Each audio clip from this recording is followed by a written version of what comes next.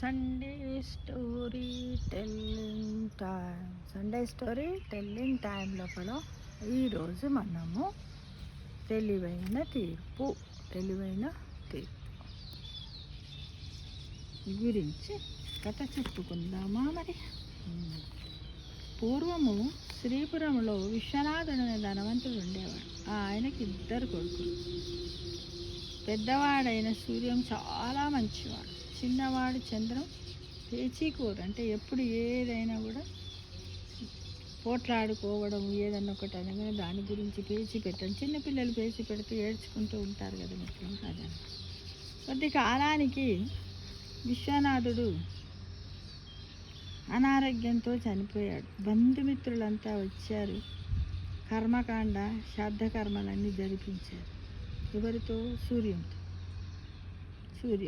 పెద్దోడు కదా, ఆయనతోటే చేయించారు. ఆ సూర్యమే చేశాడు. బంధువులు వెళ్ళిపోగానే ఆస్తుల్ని వాటాలు చేసుకుందామన్నాడు చంద్రం.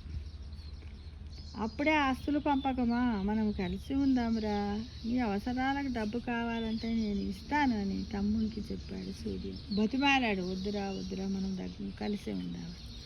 కానీ చంద్రము ఒప్పుకోదు. ఇదంతా ఉమ్మడి ఆస్తి, నా అవసరాలకు డబ్బు అడుగుతూ నీ అనుమతితో ఖర్చు చేయాలా అని బదిలిచ్చాడు చంద్రుడు. ఎందుకంటే వాడికి జర ఈగో ఎక్కువ కదా, వాడు నా డబ్బు నా ఇష్టం, ఏంటి నేను ఎందుకు అడుక్కుంటా అన్నట్టుగా. ఈ రోజుల్లో కూడా నవడేస్లో కూడా సొసైటీలో కూడా ఇలాంటి సిచ్యువేషన్లో ఉన్న పర్సన్స్ కనపడుతున్నారు మిత్రమా.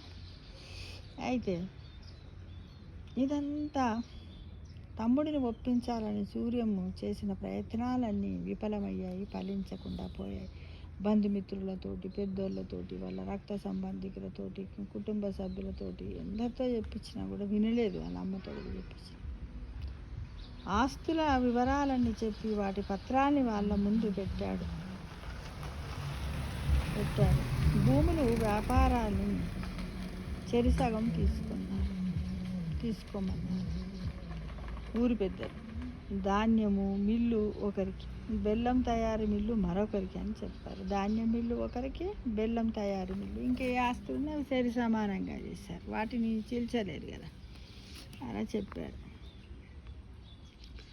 చంద్రము కల్పించుకుని, నేను చిన్నవాడిని కాబట్టి ఎంచుకోవడంలో మొదటి అవకాశం నాకే ఇవ్వండి అన్నాడు. మామూలుగా అయితే చాలామంది ఏం చేస్తారంటే, జర పెద్దోడు ముందు పుట్టి ఇంటి బాధ్యతలు మోసిండని ఇంకా ఒకప్పుడు వాళ్ళకి జ్యేష్ఠపాలన తీసేవారు. ఇప్పుడు 10 ఎకరాల భూమి ఉందనుకోండి, అందులో 1/2 ఎకరమో ఇచ్చేవారు. అవకాశం కూడా వాళ్ళకే ముందు ఇచ్చేవారు పాలు పెడితే పెద్ద మనుషులు. కానీ ఇప్పుడు ఇక్కడ ఏం చేస్తున్నాడు చంద్రం, చిన్నోడు వాడు చాలా అది కదా, వాడు నాకే ముందని అడిగిండు అనమాట. తమ్ముడి మాటకు సరేనన్నాడు సూర్యం. సరే కొద్దిమంది ఉంటారన్నారు, ఏమన్నా కానీ ఏముంది, భగవంతుడు నా అందున్నాడు అని అనుకుంటే అంతా మంచిగా జరుగుతుంది కదా మిత్రమా. అలా అనుకునే వాళ్ళు ఉన్నారు, అట్టెట్లయితుందని పోట్లాడే వాళ్ళు కూడా ఉన్నారు. కానీ ఈ సూర్యం ఎలాంటి వాడు, పర్వాలేదు నా తమ్ముడే కదా అనుకున్నాడు. ధాన్యం మిల్లు నా వంతుగా తీసుకుంటాను అన్నాడు చంద్రం.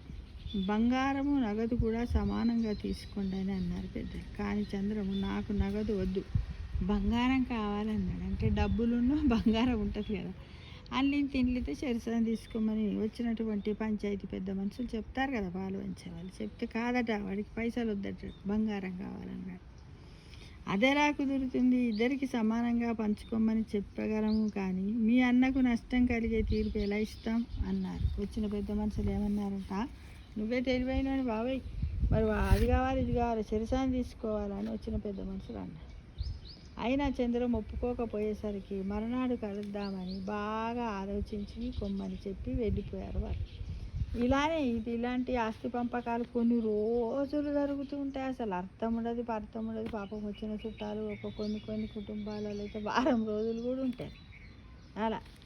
ఇలా ఇక్కడ కూడా ఏమైపోయిందంటే, ఒక రోజు కూర్చున్నారు, ఇది ఎంత చెప్పినా వీళ్ళే, సరే వాళ్ళకి ఇది అయిపోయింది, మళ్ళీ రేపటి వరకు మీరు మళ్ళీ ఆలోచించుకోండి, మీ మనసులు మారుతాయేమో అని పెద్ద మనుషులు చెప్పిండు అనమాట. చెప్పిన తర్వాత రోజున ఎక్కడ ఆగిపోయిందో అక్కడి నుంచి పంపకాలు ప్రారంభించి, అంతే కదా మరి, మళ్ళా అంత మాట్లాడుకుంటూ వస్తే ఏం బాగుంటుంది. అలా మాట్లాడారు. ఈసారి చంద్రం ఆలోచన మార్చుకున్నాడు. ఏమన్నాడు, నాకు బెల్లం మిల్లు కావాలి, ధాన్యం మిల్లు వద్దు. బంగారము బదులు నగతే కావాలి అన్నాడు. ఎవరు? చంద్రము. ఎవరు తమ్ముడు? సూర్యం తమ్ముడు అన్నాడు. చంద్రము మాట మార్చడం పెద్దలకు నచ్చలేదు. అది తప్పు అన్నారు. ఏమన్నారంటే, నువ్వు నిన్నొక మాట అన్నావు, ఇయ్యాలొక మాట అన్నావు, నువ్వేమికే అన్నావు, అప్పుడు ఒప్పుకోలేదు, మళ్ళీ ఇప్పుడు మారుస్తున్నావు, నాకు సరిగా ఎంచుకోవడం తెలియదు అని బుకాయించాడు చంద్ర. వ్యవహారం ఎంతకి తేరకపోయేసరికి మరునాటికి వాయిదా వేసి వెళ్ళిపోయి ఏం చేస్తారు పెద్ద మనుషులు, పాపం ఉండండి ఎవరేం చేస్తారంటారుగా. వాళ్ళు మళ్ళీ కూడా ఆ రోజు కూడా వాయిదా వేస్తారంటే ఇప్పుడు ఎన్ని రోజులైంది, ఫస్ట్ డే సెకండ్ డే కూడా ఇలానే అయిపోయింది. మళ్ళీ వెళ్ళిపోయారు.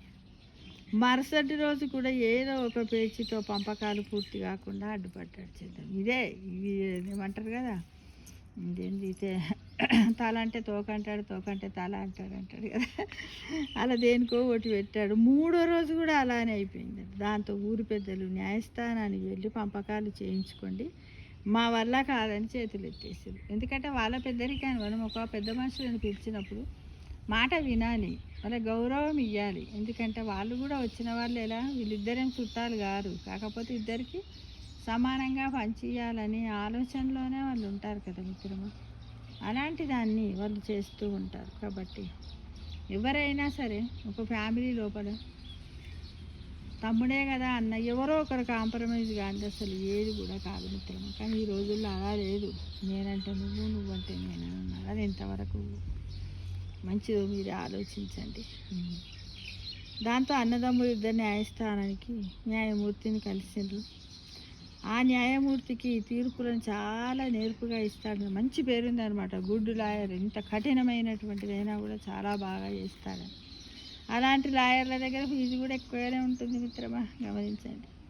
వాళ్ళు చెప్పిందంతా విన్నారు. ఆయన వారం తర్వాత రమ్మని పంపించేశారు. ఈలోగా వాళ్ళ ఆస్తి వ్యవహారం చూసిన పెద్దలను తన వద్దకు రప్పించుకొని జరిగిందంతా తెలుసుకున్నారు. చంద్రందే తప్పంత అని నిర్ధారించుకున్నారు. ఈలోగా వారం గడిచింది. అన్నదమ్ములు ఇద్దరు మళ్ళీ న్యాయమూర్తి దగ్గర పోయిన వెంటనే, సరేనా మంచిది, మీరు ఇవన్నీ విషయాలు చెప్పారుగా, ఇప్పుడు నేను బిజీగా ఉన్నాను, మళ్ళీ రాకుండా అని చెప్పారు. చెప్పింది కానీ ఈ లాయర్ దగ్గర పోయినటువంటి వ్యక్తుల గురించి వ్యక్తిత్వం తెలియదు కదా. అప్పుడు ఏం చేశాడు, ఆ ఊర్లో నిన్న మొన్న పంచాయతీ చేశారు కదా, పెద్ద మనుషులను పిలిపించి విషయం అంతా తెలుసుకున్నాడు.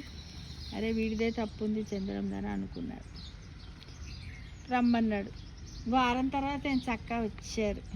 సూర్యము చంద్రములతో, మీరు ఏదైనా చెప్పాల్సి ఉందా అని అడిగాడు న్యాయమూర్తి. మీరు ఎలా చెప్పినా నాకు సమ్మతమే అని సూర్యం జవాబిచ్చాడు. తీర్పు నచ్చకపోతే సవరణలు చెయ్యాలని అన్నాడు. చంద్రం మళ్ళా చూడు, వాళ్ళ అన్ననేమో సరే సార్ మీరు ఏం చెప్తే అది నేను వింటా అంటే, ఈ చంద్రం చూడండి, వాడు పుట్టుక వాని కర్మఫలం ఎలా ఉందో, లేదు సార్ నాకు నచ్చకపోతే దాన్ని సవరణ చెయ్యాలి అంటున్నాడు. అక్కడ లాయర్ దగ్గర కూడా అన్నాడు. ఆ మాటతో చంద్రం మనస్తత్వం పూర్తిగా అర్థమైంది న్యాయమూర్తికి. అంటే జడ్జి దగ్గర అనమాట. జడ్జి దగ్గరికి వెళ్ళారు. న్యాయవాది అంటేనేమో లాయర్, న్యాయమూర్తి అంటేనేమో ఇంకా. అప్పుడు ఆయన తీర్పు చెబుతూ, ఎవరి ఆస్తి పంపకం చేసిన చంద్రానికి నచ్చడం లేదు కాబట్టి ఆస్తిని అతడే 2 భాగాలు చెయ్యాలి. అలా విభజించిన వాటాల నుంచి సూర్యము తనకి నచ్చిన వాటా ఎంచుకోవాలి. ఇది నా తీర్పు, అదంతా ఇక్కడే జరగాలంటూ ఆదేశాలు ఇచ్చాడు. చాలా బాగుంది. ఎవరైనా చెప్తే నీకు అన్నంటే ఇష్టము, నేనంటే ఇష్టం లేదని రకరకాల మాటలతో అంటున్నాడు, ఒప్పుకుంటలేడు కదా. అయితే ఈ జడ్జి కూడా ఏం చేశాడు, ఎంత తెలివిగా చూడండి. లేదా ఎవరైందా, ఇప్పుడు నువ్వే పాలు పెడితే మీ అన్న తన ఇష్టమునే తీసుకుంటాడు, తీసుకున్నాక మిగిలిన నువ్వు తీసుకో అని అర్థం జడ్జి. ఇక్కడే జరగాలి, ఇప్పుడే కమాన్ అన్నాడు. తీర్పు విన్న చంద్రానికి గొంతులో పచ్చి వెలక్కాయ పడ్డట్టయింది అంటారు కదా. అంటే కొచ్చి వెలక్కాయ లోపలికి పోతే ముందుకు రాదట, ఇంకెక్క రాదట. ఇది వరకు కూడా మన తాత ముత్తాతలు అమ్మమ్మ నాయన వాళ్ళు చెప్పినప్పుడు కూడా విన్నాం మిత్రమా. అయితే చూడండి అలా అయిపోయాది, పడ్డదండి. వేరే వాళ్ళు పంపకం చేస్తే వాళ్ళని విమర్శించి వ్యవహారం పూర్తి కాకుండా అడ్డుకుంటున్నాడు కదా ఎవ్వరు చేసినా. కాబట్టి ఈ జడ్జి ఏం చేశాడు, నువ్వే చెయ్యి, అడ్డుపడకుండా వ్యవహారం పూర్తి కాకుండా అడ్డుపడ్డాడు ఇన్నారు. ఇప్పుడేమో తననే పంపకాలు చేయమన్నారు న్యాయమూర్తి. అలాగని తనకు నచ్చిన ఆస్తులను ఒకవైపు వేసుకుంటే ప్రమాదం. వాటిని సూర్యం కోరుకుంటే తాను నష్టపోతాడు. అందుకని సూర్యం ఏది ఎంచుకున్నా తనకి నష్టం రాకుండా చాలా జాగ్రత్తగా వాటాలు వేశాడు. అలా వాళ్ళ ఆస్తి పంపకాల వ్యవహారం న్యాయమూర్తి ఇచ్చిన అద్భుతమైన తీర్పుతో ముగిసింది. అంతే. వాడు ఏంటంటే ఒకవైపు అన్నీ పెట్టిండు అనుకోండి, ఏంది బంగారం పెట్టి, పైసలు పెట్టి, ఏంది నూనె మిల్లు, ఇలా బెల్లం మిల్లు, ఇది ధాన్యం మిల్లు పెట్టిండని, ఒకవేళ అన్ననే తీసుకుంటే వీడికి నష్టం జరుగుతుంది కదా.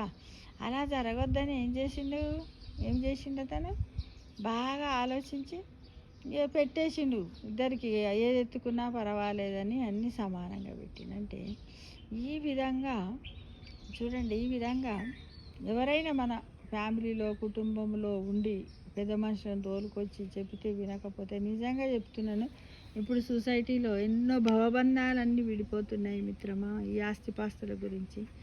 అందుకోసము తల్లిదండ్రులు కూడా బాగా గమనించండి. ఏంటంటే మీరు పిల్లలను పెద్ద చేశారు, చదివించారు, ఎంతో కొంత ఉంచండి. ఎక్కువ కూడా మీరేమి మీ సుఖ సంతోషాలకు వాడుకోకుండా కఠినంగా అన్నీ ఆడబెట్టిపోకండి. పోయిన తర్వాత కూడా ఇలాంటివి అయితే మీరు అనుకుంటారు మేము అన్నీ బాగా సంపాదించి పెట్టిపోతే మేము చనిపోయిన తర్వాత మా కొడుకులు, కోడళ్ళు, బిడ్డలు, కూతుళ్ళు, అల్లుళ్ళు అందరూ సంతోషపడతారని అనుకుంటారు కదా. అప్పుడు ఏమనుకోరు, మనని ఎవ్వడి జ్ఞాపకం చేయరు. కాబట్టి మనము మన అవసరాలను పక్కకు పెట్టి మాత్రము పొదుపు చేయకండి. అది ముఖ్యంగా. ఇంకొకటి ఏంటంటే ఈ కథ విన్న తర్వాత నా ఒపీనియన్ చెప్తున్నాను. ఏదైనా ఉన్నట్టయితే మనకు నచ్చిన రీతిలో వీలునామా రాసి పెట్టేసి వెళ్ళండి మిత్రం. అదే చక్కటి ఆలోచన మార్గం కూడా. ఎందుకంటే మనం వీలునామా రాసినాక తిరుగుండదు. ఎందుకంటే మనం రాస్తాం, చనిపోతాం, పోయినాక వాళ్ళు చూసుకుంటారు కదా. అప్పుడు వాళ్ళు సపరేట్గా తీసుకుంటారు. ఇలాంటి పని చెయ్యండి. కానీ బ్రతికున్నప్పుడే వాళ్ళు మంచిగా చూస్తారేమోనని ఇప్పుడు చాలామంది చేస్తున్నారు సొసైటీలో. ఏం చేస్తారు, కొడుకు కోడలు మంచిగా చూడాలని ఉన్న బంగారం, పైసలు, ఆస్తులు అన్నీ చేస్తున్నారే. నా పిల్లలు చూడరా ఇప్పుడు నన్ను ఎంత మంచి చూస్తుంది, నా కోడలు, నా కొడుకు, నా బిడ్డ, అల్లుండి అనుకుంటారు. అలా చేస్తూ వాళ్ళు ఏం చేస్తున్నారు తెలుసా, వాళ్ళ దగ్గరికి అంత వెనకాయ నీ మా నాన్న నువ్వు సాగు అన్నట్టు వదిలేస్తున్నారు. అంటే అందరూ కాదు, కొంతమంది. కానీ మానవత్వంగా ఉండండి యువకులారా. ఎందుకంటే రేపు మీరు కూడా అక్కడికే వస్తారు కదా. 5 ఏళ్ళకో 10 ఏళ్ళకో ఎన్నేళ్ళకైనా వస్తారు. చిన్నప్పుడు ఎన్నో కథలు, చందమామ కథలు కూడా, బాలమిత్ర కథలు కూడా చదువుకున్నారు కదా.